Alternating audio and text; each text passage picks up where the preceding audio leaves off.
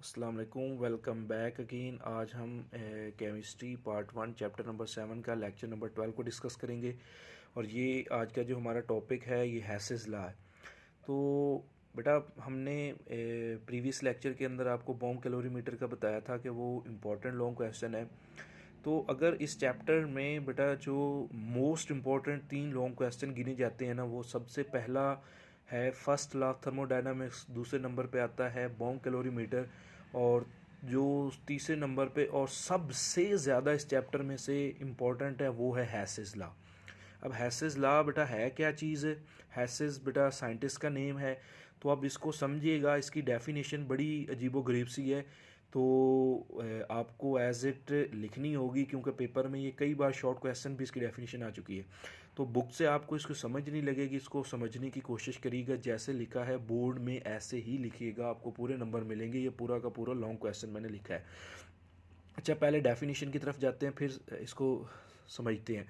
वो कहता है if a reaction takes place in different several steps या रूट्स। वो कहता है कि अगर एक रिएक्शन एक से ज़्यादा स्टेप्स में होता है, फिर क्या होता है? Then the energy is same. उसके अंदर चेंज इन एनर्जी जो होता है वो एक जैसा होता है। इररिस्पेक्टिव, इररिस्पेक्टिव का मतलब होता है कि वो लिहाज नहीं करता the route by which change, कि कौन सा रास्ता इख्तियार करता है वो इस बात का लिहाज नहीं करता, उसकी एनर्जी एक जैसी ही रहती है। इफ़ वी प्रोवाइडेड, अगर हम उसको देते हैं the initial and final condition same, अगर हम वो कहता है कि उस रिएक्टेंट्स को बेटा जो हमारे पास इनिशियल और फाइनल कंडीशन एक जैसी देते हैं, चाहे वो जितने स्टेप्स के अंदर रिएक्शन हो जाए, वो किसी किस्म का लिहाज किए बगैर उसमें जो एनर्जी चेंज आएगा वो क्या आएगा? एक जैसा आएगा। ये इसका बेटा लफ्जी मतलब है। अब इसको समझते हैं कि इसका मतलब क्या, कहना क्या जाता है। अब एक ना बेटा थोड़ी सी एक्सप्लेनेशन में कि इसको समझिएगा, अगर इसकी समझ आ गई फिर डेफिनेशन की समझ आएगी। वो कहता है कि एक रिएक्टेंट है ए, जिसको ए के साथ मैंने रिप्रेजेंट किया, इसको मैंने डी में कन्वर्ट करना है। अब इसको दो रास्ते हैं। नंबर वन कैसे? एक वो कहता है कि ए को डायरेक्टली हम डी के अंदर कन्वर्ट कर दें। ठीक हो गया, एक रास्ता तो ये हो गया। दूसरा रास्ता क्या? दूसरा रास्ता ये है कि ए को हम पहले बी के अंदर तोड़ें, बी को फिर सी के अंदर तोड़ें, सी को फिर डी के अंदर तोड़ें। तो ये रास्ता एक सेवरल स्टेप्स वाला बन गया, सेवरल रूट्स वाला बन गया है। तो उसके कहने का मतलब है कि जो चेंज इन एनर्जी आया है कि ए से डायरेक्टली जो हम लोगों ने बेटा डी बनाया है, उसके अंदर जितना चेंज इन एनर्जी आया, मतलब चेंज इन एंथैल्पी आया है, वो बराबर होना चाहिए ए से बी में कन्वर्ट करने में, फिर बी से सी में कन्वर्ट करने में, फिर सी से डी में कन्वर्ट करने, तीनों के को जमा करने से इनमें जितना चेंज आया वो ए और डी के डायरेक्टली कन्वर्ट करने के क्या होना चाहिए बेटा? बराबर होना चाहिए। यही हैसेस लॉ की डेफिनेशन है कि वो कहता है कि ए से डी में कन्वर्ट करने के लिए, मिसाल के तौर पे डायरेक्टली तौर पे मैं कहता हूँ कि 100 जॉल एनर्जी लगती है। मिसाल दे रहा हूँ कि ए से डी में कन्वर्ट करने के लिए कितनी एनर्जी लगती है बेटा? डेल्टा एच वन की कीमत मैं कहता हूँ 100 आती है। तो फिर आप कहते हैं कि सर ए से बी में जाने के लिए, फिर बी से सी में और सी से डी में जाने के लिए भी 100 होनी चाहिए। यही तो हैसेस लॉ है। वो कहता है कि मिसाल के तौर पे ए से बी में आती है 30 जॉल, ठीक हो गया। बी से सी में कन्वर्ट होने के लिए फिर 30 जॉल, कितने हो गए? 60 जॉल। और वो कहता है सी से डी में जाने के लिए 40 जॉल। तो इन तीनों का प्लस करेंगे तो वो उस डायरेक्टली जो कन्वर्जन के क्या होगा? बिल्कुल बराबर होगा। अब यही हैसेस लॉ है कि उसमें एनर्जी चेंज बेटा नहीं आएगा, चाहे जितने स्टेप्स हम लेके चलें। तो there would be not change in energy if we provided the initial and the final conditions to the reactant same. अब यही चीज़ बेटा जो मैंने यहाँ पे आपको समझाई है, लफ्ज़ों में भी लिखने की कोशिश की है। Suppose we have a reactant A which we have to change into product D. वो कहता है एक रिएक्टेंट ए जिसको डी में कन्वर्ट करने की कोशिश कर रहे हैं। There are two routes. वो कहता है हमारे पास क्या है कि दो रास्ते हैं। नंबर वन, ए कौन सा है? A is directly change into D, एक डायरेक्टली कन्वर्ट करने का। दूसरा है A is change in directly into B. अब देखो बेटा, एक है हमारे पास डायरेक्टली जो रास्ता है ए से डी, एक है इनडायरेक्टली डी में। इनडायरेक्टली का मतलब है हमने बीच में और ए से बी बनाया, बी से सी बनाया, फिर सी से एंड पे डी बनाया है। ये इनडायरेक्टली रास्ता है। वो कहता है कि अब मतलब कि इन सब की एनर्जी मतलब डेल्टा एच वन किसके बराबर होनी चाहिए? Delta H two plus delta H three plus delta H four. तो वो अब इन चीज़ों को इसके बराबर मैंने लिखा क्योंकि हैसेस लॉ हमें यही सिखा रहा है। अब वो कहता है इन सभी को हम दूसरी साइड पे लेके जाएं तो ये चूंकि प्लस के हैं दूसरी साइड पे माइनस का हो जाएगा, तो ये किसके बराबर बन जाएगा, ज़ीरो के बराबर बन जाएगा। अब इस चीज़ को समझिएगा, मैंने कलेक्टिवली आपने फिजिक्स में भी पढ़ा है, मैथ के अंदर होता है कि जब किसी चीज़ के सम या मजमुआ या जिसको इंग्लिश में अक्सर सिग्मा भी बोलते हैं, सुमेशन लफ्ज़ इस्तेमाल करते हैं, किसी भी चीज़ के एक से ज़्यादा स्टेप्स के जो सुमेशन या मजमुआ को लिखने के लिए ये हम एक बेटा साइन डालते हैं जिसे सुमेशन बोलते हैं। वो कहता है सुमेशन ऑफ डेल्टा एच, मतलब चेंज इन एनर्जी का जो सम है किसके अंदर बेटा, साइक्लिक प्रोसेस। ज़रा गौर से देखो, ये एक साइकिल बन रहा है, ठीक हो गया। वो कहता है which is always equal to zero. क्यों ज़ीरो है, क्योंकि ये देखो बेटा मैंने अभी आपको मिसाल दी थी, अगर इसकी 100 जौल है, इन सब को जमा करें वो भी 100 जौल के बराबर है, तो 100 में से 100 माइनस करो तो ज़ीरो ही आएगा। अब यहाँ से ना हैसेस लॉ की एक नई डेफिनेशन जनरेट होती है, वो कौन सी है, वो कहता है the sum of the all energy changes in a cyclic process is always equal to zero. कि एक साइक्लिक प्रोसेस के अंदर बेटा हैसेस लॉ ये कहता है कि जो सभी एनर्जीज का सम होगा वो हमेशा क्या होगा बेटा, ज़ीरो होगा। तो अब बच्चे पूछते हैं कि सर दो डेफिनेशंस है, पेपर में कौन सी लिखनी है बेटा। देखो पेपर में शॉर्ट क्वेश्चन अगर हैसेस लॉ आता है तो आपको ये डेफिनेशन लिखनी है और साथ में आपने ये इक्वेशन लिखनी है, ये वाली, ठीक हो गया। और हो सके तो साथ में ये स्ट्रक्चर भी ड्रा कर लीजिएगा। अगर आपको ये भूल जाती है, ठीक हो गया, फिर आपको ये डेफिनेशन लिखने के बाद बेटा आपने ये वाली साइक्लिक वाली इक्वेशन लिख के अपनी जान छुड़वानी है, फिर भी नंबर दे देगा लेकिन प्रेफरेंस इसको दी जाएगी, क्लियर।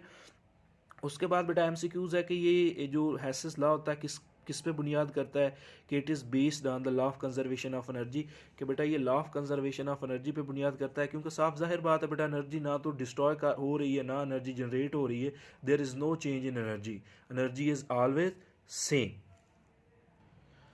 उसके बाद बेटा एक केमिकल मिसाल के साथ भी हमें एक्सप्लेनेशन करनी होती है, वो तो हमने एक फ़र्ज़ी मिसाल ली थी ए से डी बी सी वाला।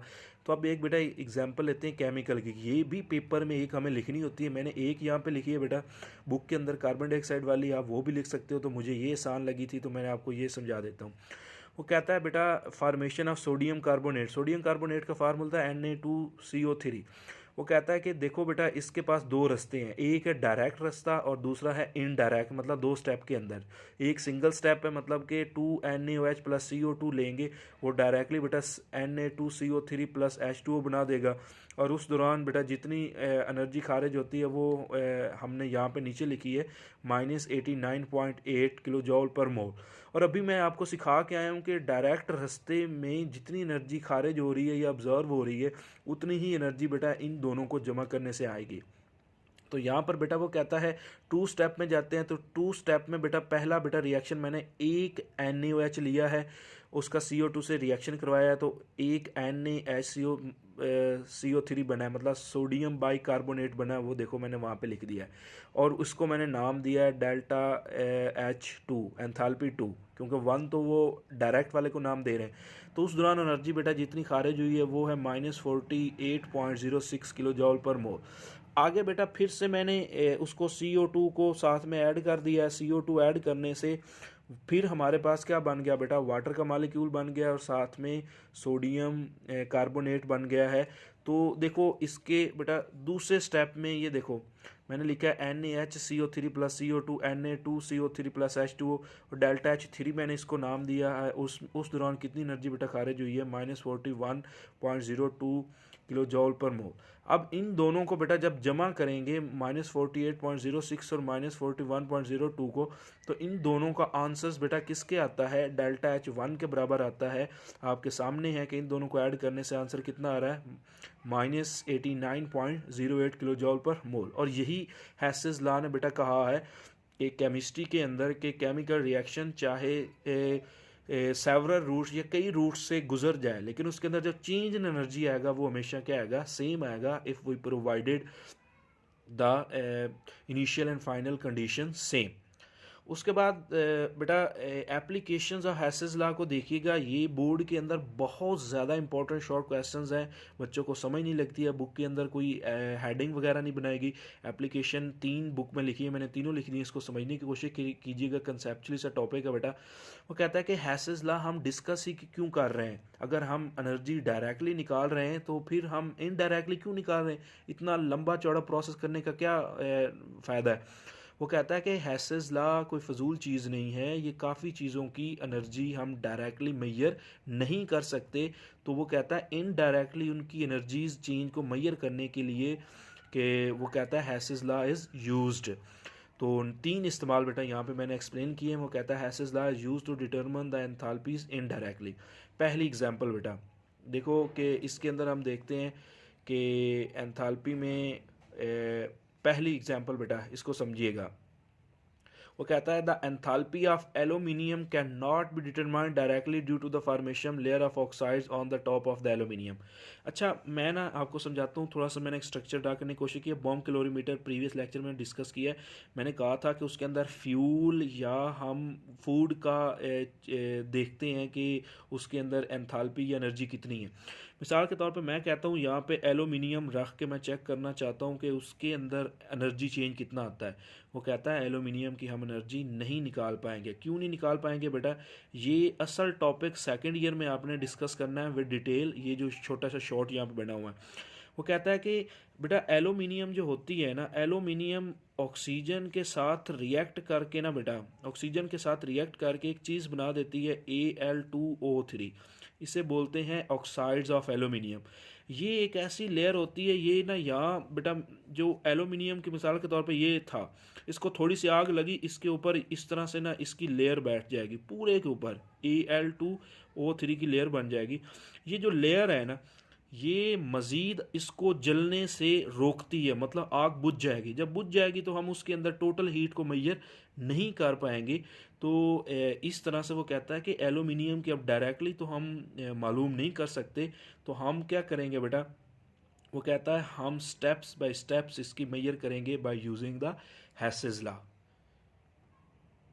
दूसरी इसकी एप्लीकेशन है बेटा, वो कहता है the enthalpy of carbon tetrachloride CCl4 can not be measure directly because it is formed into series of step. बेटा कार्बन टेट्राक्लोराइड आपने 10th चैप्टर के अंदर हैलोजिनेशन ऑफ अल्केन्स में पढ़ा था। वो रिएक्शन बेटा ये रफ अमल होता है, आपको बोर्ड में नहीं लिखने होते, समझाने के लिए होते हैं। तो मैंने यहाँ पे वो रिएक्शन लिखा है CH4 + Cl2। यहाँ पे सनलाइट पड़ती थी तो CH3Cl + HCl बनता था।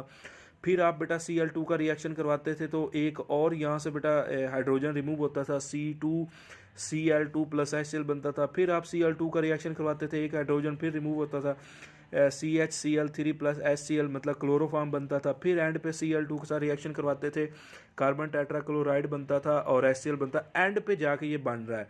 वो कहता है कि हमने सीखा था कि हैलोजिनेशन में डायरेक्टली ये बनता ही नहीं है CCl4। जब बेटा ये डायरेक्टली नहीं बनता तो हम इसकी जो चेंज इन एनर्जी है वो डायरेक्टली कैसे निकाल सकते हैं। तो जब इसकी एनर्जी बेटा हम लोग नहीं निकाल सकते डायरेक्टली तौर पे, वो कहता है कि then we use Hess's law to determine the indirectly enthalpy change form in carbon tetrachloride. के कार्बन टेट्राक्लोराइड के अंदर फिर हम जो एनर्जी चेंजेस आते हैं वो हैसेस लॉ की मदद से मालूम करते हैं इनटू डिफरेंट स्टेप्स। क्लियर। उसके बाद इसी तरह से एक आखिरी एप्लीकेशन लिखी हुई है, वो है कार्बन मोनोऑक्साइड की। बेटा देखो बेटा वो कहता है कार्बन मोनोऑक्साइड की भी डायरेक्टली हम लोग बेटा मेजर नहीं कर सकते, उसके अंदर जो एंथैल्पी चेंज आता है। क्यों नहीं कर सकते, इसका रीज़न बहुत आसान है, आपने पढ़ा हुआ है। कार्बन मोनोऑक्साइड अनस्टेबल स्पीशी है बेटा। तो ज़्यादातर बेटा किसी चीज़ को जब आग लगाते हैं तो कार्बन डाइऑक्साइड बन जाती है, कार्बन मोनोऑक्साइड तो बनती नहीं है, बहुत कम बनती है, कुछ टाइम के लिए लिमिटेड ऑक्सीजन में बनती है। थोड़ी देर के बाद क्या होता है बेटा, वो फिर से कन्वर्ट किसके अंदर हो जाती है बेटा, वो कार्बन डाइऑक्साइड के अंदर कन्वर्ट हो जाती है। तो ये 3 एप्लीकेशंस हैं बेटा, 3 में से कम कोई सी 2 आपको हर हाल में लिखनी होती है शॉर्ट क्वेश्चन के अंदर। और ये एक लॉन्ग क्वेश्चन बनता है बेटा, जैसे एक्सप्लेन किया है कोशिश कीजिएगा ऐसे ही बोर्ड के अंदर लिखिएगा, आपको पूरे नंबर मिलेंगे। इस चैप्टर का सबसे मोस्ट इंपॉर्टेंट लॉन्ग क्वेश्चन यही था।